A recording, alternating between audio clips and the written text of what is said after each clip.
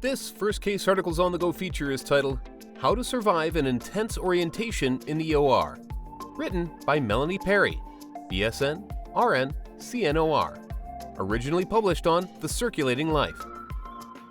Orientation in the OR is tough. There is no other way to put it. The days are hard and the environment is overwhelming.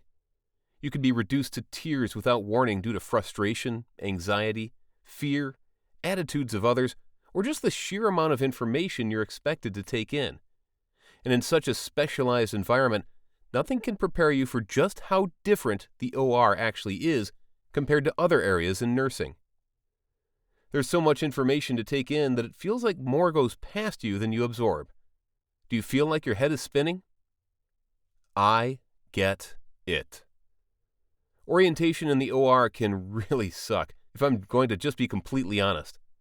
Yes, the OR is an exciting place to be, and yes, most of the people that work in the OR really love it.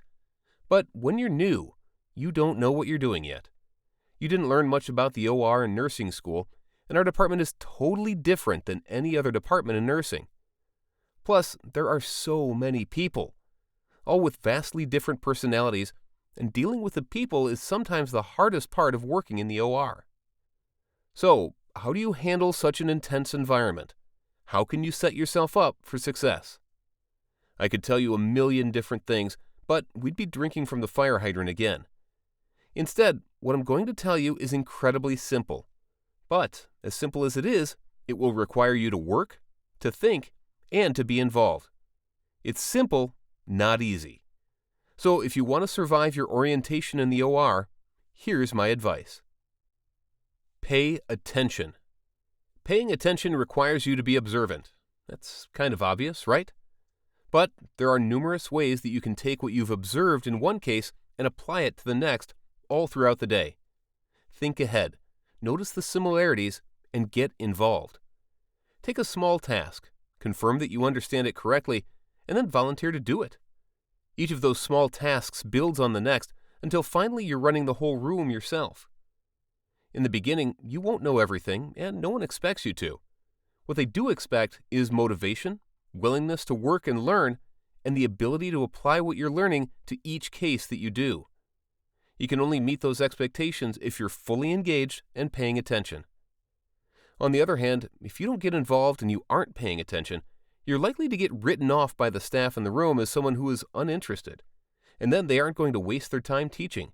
They'll just do everything themselves, which leads to frustration for everyone. Be engaged, be present, and pay attention. Take notes. I can't say this one enough. Take notes. Very few of us have a perfect memory, so don't rely on your brain to remember every single thing. Keep a small notebook with you, and as you work with different surgeons and do different cases, write down the details that you need to remember. Does the prep stand need to be set up a certain way? Does the surgeon like a certain type of music, or worse, no music? The things you might write down are endless, but whatever it is about a particular case that you need to remember, write it down. You'll be ready the next time you do this type of case, or work with a particular surgeon. You'll look prepared, and hopefully save yourself some running during the case if you know what you need ahead of time. With time, experience, and repetition, you'll get into a routine and you might not always need your notes. But don't get rid of them. Keep them with you or in your locker so that when you can't remember or you do a procedure that's out of the norm, you'll have those notes handy for a quick reference. Ask questions. No one will ever know all that there is to know about the operating room. Guidelines change frequently, policies get rewritten, and new research always gives us updates to best practice, which means that all of us are constantly learning new things. Questions are part of the learning process. If you don't understand something, ask for clarification and the rationale. No one ever got hurt by a question, but we compromise patient safety when we don't know or don't understand what we're doing, but try to do it anyway. And when you do ask the questions, pay attention to the answers.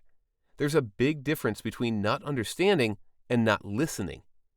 If you need clarification, ask away. We want you to be confident in your ability to provide safe patient care and to function independently. But not listening only leads to frustration for everyone and potential harm for our patients. I understand that some of you may be really afraid to ask questions. Maybe you're embarrassed, or you're afraid you'll sound stupid. But listen, I would rather you ask a question to ensure that you understand what we're doing than be afraid to ask, do something wrong, and hurt my patient. So ask the questions. Be teachable. If you don't learn anything else about orientation in the OR, learn this. The OR is full of a variety of people, all with different levels of training, experiences, and expertise, and every single person can teach you something. We tend to fall into the hierarchy trap in the OR due to education levels, licensing, and certifications. But the person that has been working in the OR for 20 years has decades of hands-on experience that I just don't have. And what they have to offer is valuable for my own improvement and education. That's not something to be looked down upon just because they might be older or have a different job title than me. Respect everyone, listen to their advice, and be open to constructive criticism. You'll be better off because of it in the long run. You can do this. I know it's overwhelming and there's so much to take in, but don't give up. It can take over a year before you truly feel comfortable in the OR, but with each passing day, your confidence will improve. And you'll realize that even though orientation in the OR was hard and stressful at first, it was totally worth it. You'll continue to build on that foundation for the rest of your career because the learning will never stop. Before you know it, you'll be an experienced nurse ready to pass your expertise onto another new, overwhelmed newcomer. You can do this.